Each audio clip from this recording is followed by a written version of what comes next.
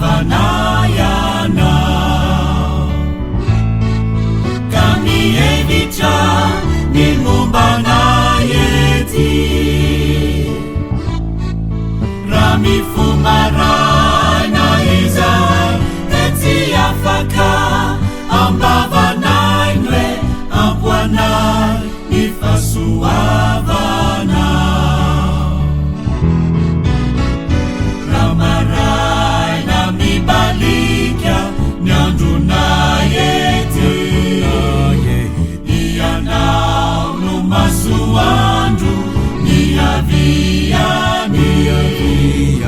na ny ali ny ririny na mandalo ety ianao no kitana ny tantana ny kanivava izay atao zany pololo tramponay amwe izahay any atokiana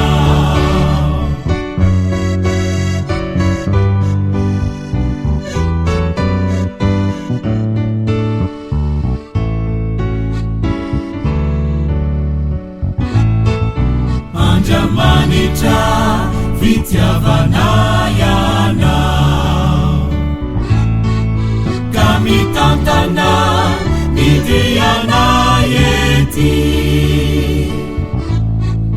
raha handimby miandro ny alina mbola tokana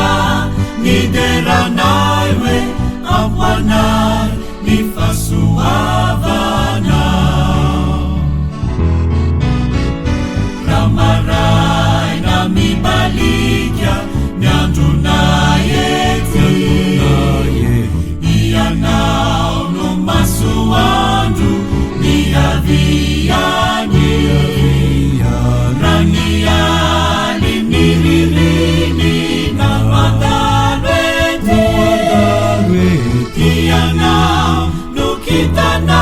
mitantana ny kanivava zany pololo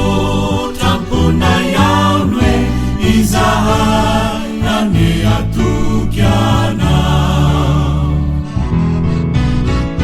raha maraina mibalika ny andronay ety